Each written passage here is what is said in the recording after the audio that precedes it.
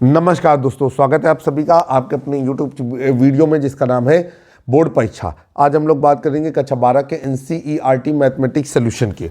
और एक्सरसाइज आपके सामने चल रही है 7। एक्सरसाइज 7 विविध प्रश्नावली से रिलेटेड है और अध्याय का नाम है हमारा समाकलन। अंग्रेजी में इसे बोलते हैं इंटीग्रेशन। क्वेश्चन नंबर 41 आपकी स्क्रीन पर। सवाल क्या कह रहा है? सवाल आपसे कह रहा है समाकलन, और ये आपका 1 ई की पावर x प्लस ई की power minus X D x, इसका मान किसके बराबर होगा। क्वेश्चन नंबर 41 से लेकर के 44 तक के जो प्रश्न है वो मतलब मल्टी चॉइस क्वेश्चन है। प्रत्येक प्रश्न के 4 विकल्प दिए गए हैं, सही विकल्प चुन करके आपको उत्तर पुस्तिका पे लिखना है। हम इसके लिए रेडी हैं। ये हो जाएगा समाकलन 1 ई की पावर x प्लस ई की power minus X D X. ठीक, चलिए अब हम लोग क्या करते हैं, सवाल को हल करेंगे। हमने e की पावर x कॉमन ले लिया तो ये हो जाएगा आपका समाकलन। कॉमन लेने के पहले ये करेंगे 1 की पावर x प्लस 1 की पावर x डी एक्स। हमारे पास एक फार्मूला होता है, वो होता है आपका a की power minus m is equal to 1 की पावर m। ठीक है, अब ये हो जाएगा आपका समाकलन। ये हो गया आपका e की पावर x ऊपर चला गया और ये गुणा हुआ तो e की पावर x ऐसे का होल स्क्वायर। ठीक, अब +1 और इंटू डी एक्स। अब हम लोग क्या करेंगे कि मान लेंगे अपनी ज़रूरत के हिसाब से, तो ये हो जाएगा माना। ये हो गया e की power x is equal to T, इसका डिफ्रेंसिएशन करेंगे तो d by D X E की power x is equal to D T. ठीक है, बाई डी एक्स। ठीक, अब आगे चलेंगे, ये हो जाएगा आपका e की power x D x is equal to D T. ठीक, अंश रिप्लेस हो जाएगा तो ये हो जाएगा आपका समाकलन 1/t² प्लस 1 और इधर हो जाएगा dt। अगर गौर से देखेंगे तो ये हो जाएगा समाकलन 1/1 प्लस t² और आगे हो गया आपका dt। यहाँ आप फार्मूला लगाएंगे, फार्मूला होता है समाकलन 1/1 plus t² dt is equal to tan inverse t plus c, और ये हो गया आपका tan inverse t plus C. अब हम c का मान रख देंगे तो c का मान क्या हो जाएगा, t का मान रख देंगे तो ये हो जाएगा t का मान रखने पर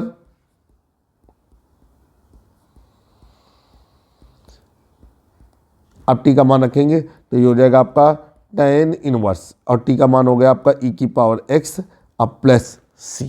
ठीक, और ये आपका आंसर हुआ। तो इस तरीके से आपने आसानी से क्वेश्चन नंबर 41 को समाप्त किया। अब हम लोग चलेंगे क्वेश्चन नंबर 42 पे। क्वेश्चन नंबर 42 आपकी स्क्रीन पर। सवाल क्या कर रहा है, सवाल को देखते हैं। कह रहे हैं समाकलन, और ये हो जाएगा आपका cos 2x अपॉन नीचे हो गया sin x plus cos x का होल स्क्वायर और आगे लगा दिया dx। इसका मान निकालना है तो ये हो गया आपका समाकलन, ये cos 2x अपॉन नीचे हो गया आपका sin x plus cos x का होल स्क्वायर, फिर आगे लगा देंगे dx। अब करना क्या है हमें कि cos 2x का फार्मूला लगा दें। ठीक, और वो होता है cos 2x बराबर cos square x minus sine square x। तो यहाँ पर फार्मूला लिखेंगे कि अब ये हो गया आपका समाकलन, यहाँ पर cos square x minus sine square x upon नीचे हो गया आपका sine x plus cos x का होल स्क्वायर और फिर हमने लगा दिया dx। अब करना क्या है हमें कि ये ऊपर अगर हम देखेंगे a बराबर cos x और b बराबर साइन x, फार्मूला लग रहा है आपका a² minus b² is equal to a plus b, अगले ब्रैकेट में a माइनस b। ठीक है, और ये हो गया आपका समाकलन, इधर हो जाएगा cos x plus sine x और अगले ब्रैकेट में cos x minus sine x upon नीचे हो गया आपका sine x plus cos x का होल स्क्वायर और फिर आगे क्या लगा दिया dx। ठीक है, चलिए अब क्या करेंगे कि हम यहाँ पर काट पीट करेंगे तो ये चीज़ इसके साथ स्क्वायर के साथ कट जाएगी और क्या बचेगा, ये बचेगा आपका cos x minus sine x upon ये हो गया आपका cos X plus sine X, ठीक, और ये हो गया आपका dx। अब यहाँ पर हम मान सकते हैं, तो हम हर की चीज़ को मानेंगे तो आसान रहेगा। यहाँ पर हमने लिखा माना। अब माना क्या कर लिया हमने, ये मान लिया हमने sine x plus cos X is equal to T. Differentiation करेंगे तो ये हो जाएगा आपका cos X minus sine X. Sine X का डिफ्रेंसिएशन होता है कॉस एक्स और कॉस एक्स का होता है माइनस साइन एक्स, और आगे लग जाएगा हमारा D x is equal to D T. अब इसलिए जो आपका अंश है वो रिप्लेस हो गया, और वहाँ पर हम लोग लिख सकते हैं 1/t और dt। फार्मूला लगाएंगे, फार्मूला होता है समाकलन 1/x dx is equal to log mod of x base e plus c, और ये हो गया हमारा जाकर के कितना, log mod of t base e plus c। मान रखेंगे t का, तो यहाँ पर लिखेंगे t का मान रखने पर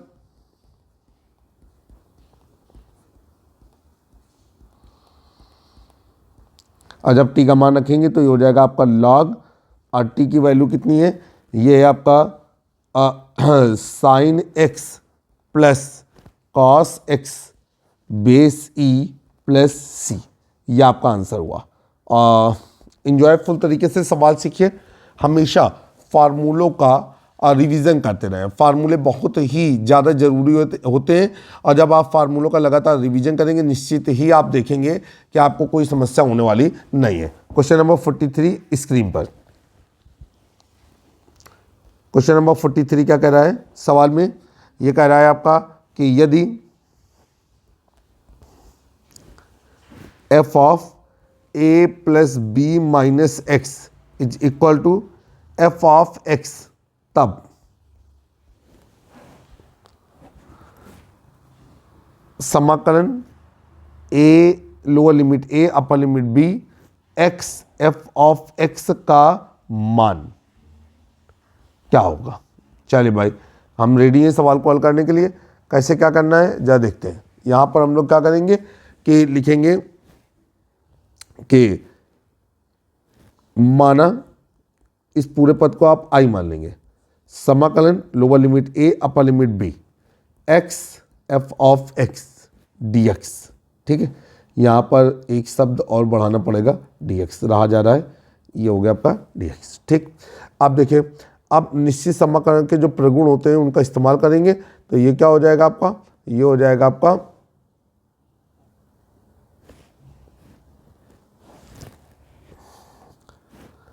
i बराबर समाकलन लोअर लिमिट है a अपर लिमिट है हमारी b, ये हो जाएगा आपका a plus B minus X F of a plus B minus X D x is equal to समाकलन लोअर लिमिट है a अपर लिमिट है b, और ये हो गया आपका a plus B minus X F of x D X, ठीक। अब ऐसा क्यों हुआ है वो आपको मालूम होना चाहिए। वो ऐसा इसलिए दिया है क्योंकि आपको पहले ही बताया गया है कि F of A plus B minus X की जगह पे आप क्या रख सकते हैं, एफ ऑफ एक्स। ये है आपका समीकरण नंबर 1 और ये है आपका समीकरण नंबर 2। अब समीकरण 1 और समीकरण 2 को जोड़ देंगे, तो यहाँ पर लिखेंगे समीकरण 1 व 2 को जोड़ने पर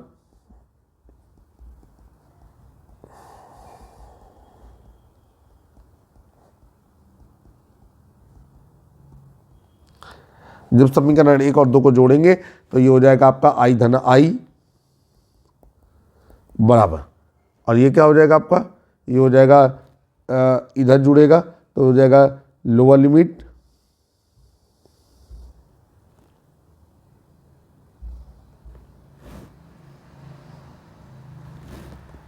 a अपर लिमिट b, समाकलन lower limit a upper limit b, और ये हो जाएगा आपका a प्लस बी, ठीक, F of x D X, ठीक।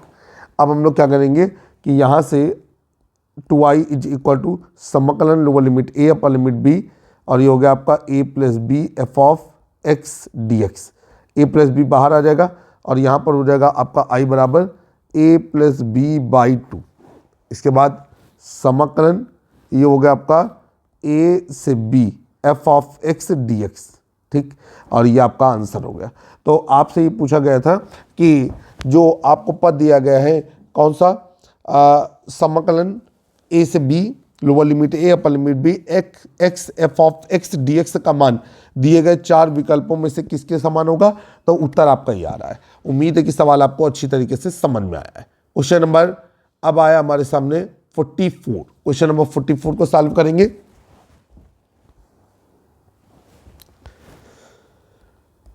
फोर्टी फोर पे देखेंगे क्या है, ये है आपका समाकलन, लोअर लिमिट है 0 अपर लिमिट है 1, यहाँ पर है आपका tan इनवर्स, और ये हो गया 2x minus 1 upon 1 plus x minus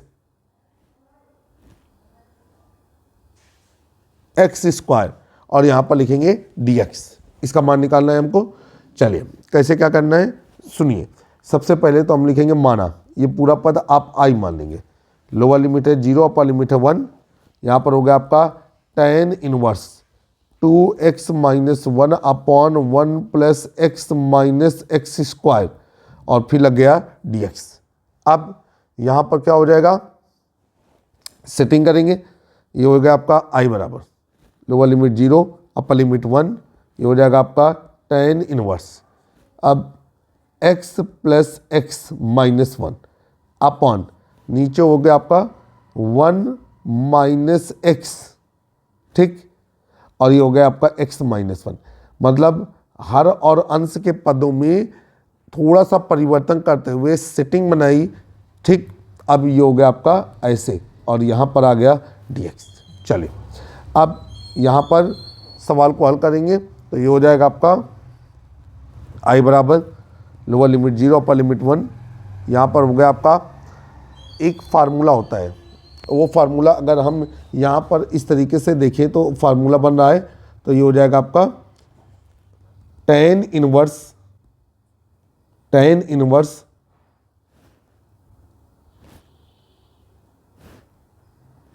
a plus tan inverse b is equal to, यह हो गया आपका tan इनवर्स, ये हो गया आपका a प्लस बी बटे 1 माइनस ए बी, और इसको हमने बंद कर दिया, ठीक है।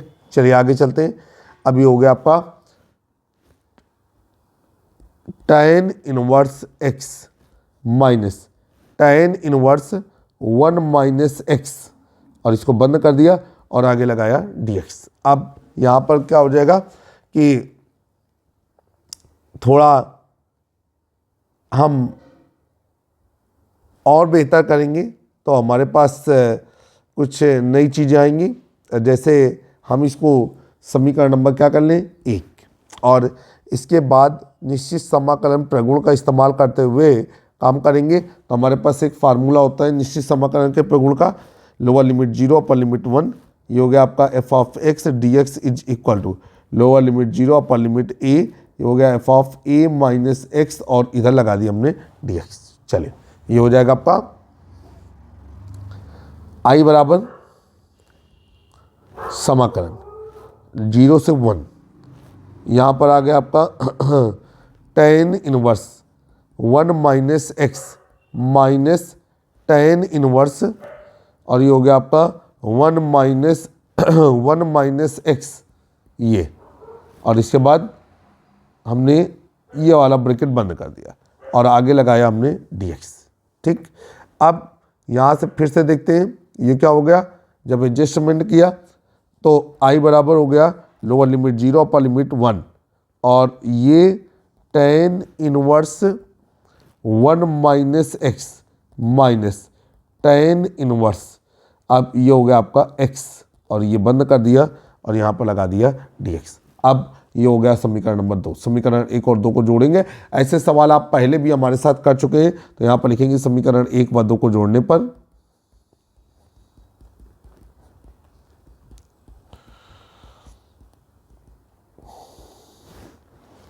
अब जब समीकरण नंबर 1 और 2 को जोड़ेंगे तो ये हो जाएगा आपका 2i इज इक्वल टू, ठीक, 2i इज इक्वल टू, अब ये दोनों जोड़ेंगे तो हमारा क्या होगा, आप जानते हैं कि सब समीकरण 1 और समीकरण 2 को जब प्लस करेंगे तो लिमिट टोटल बाहर आ जाएगी और ये हो जाएगा आपका सब कट पिट करके कितना बचेगा, 0, ठीक, मालूम है ना आपको।